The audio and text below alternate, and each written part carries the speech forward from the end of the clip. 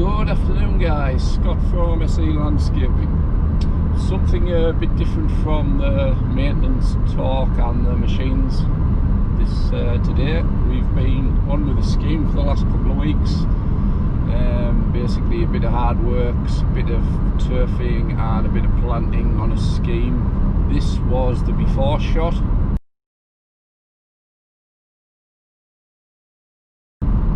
What it is a row of bungalows and basically paths put in, turf put down, soil put down, before the turf, and then a bit of a plant scheme that I just had to come up with. So I ordered, came up with a bit of a design of just shrubs that are sort of colourful, and then some larger stuff, some photinias for sightseeing and things for the back, and the smaller stuff, the hebes and fingers and a bit of ceanothus and stuff for the front. So eventually these schemes, we've packed them tight, but they will look quite good come the summer of 2021.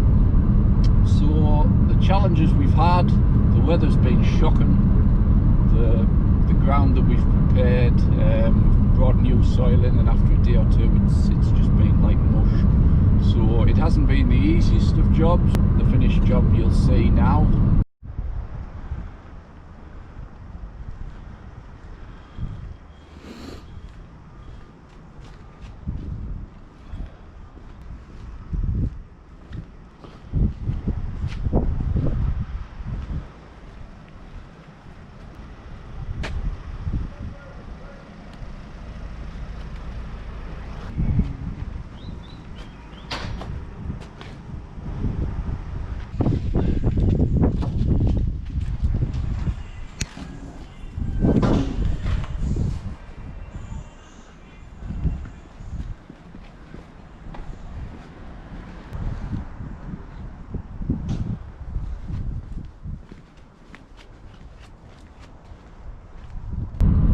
That's what we've come up with.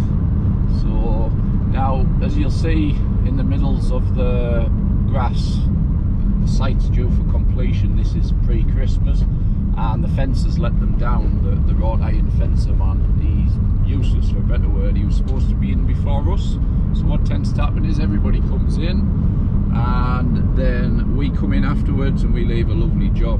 But unfortunately, turfed last week and he decided he would come in afterwards and start digging his posts up. So I had to have a word with him and say, look, you reinstate this. I've took photos and I want you to reinstate it. So he's been doing that as he's been going, but the fact is he's still way off, and obviously we've got completion on this job now. We've done what we need to do. So I've took photos, and I just hope that he doesn't leave it a mess. But it would have been nice if the fencing was in and we were just going just to finish everything off basically.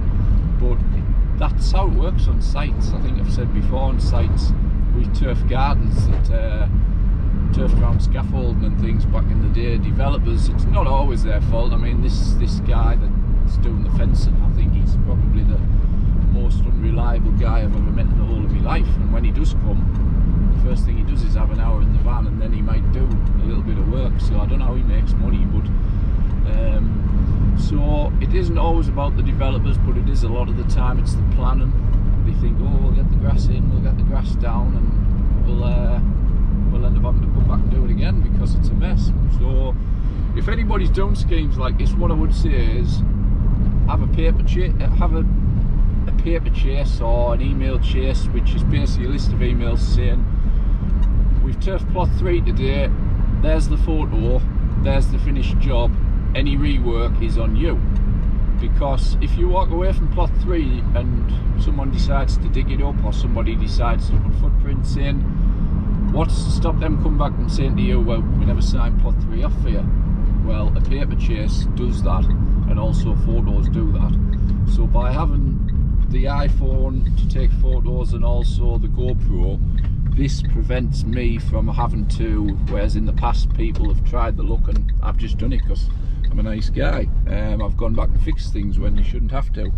So that's all I'm saying. If you're doing jobs like this, guys, just make sure you speak to the client and everything's written down or sent and you've got confirmation about any changes, because that can bite in the bum as well. If somebody says, oh, we wanted 60 square metres of plants instead of 60 square metres of turf that was on the original drawing, at least you can go back to them and you can say, well, you never told me, or this was what you asked for.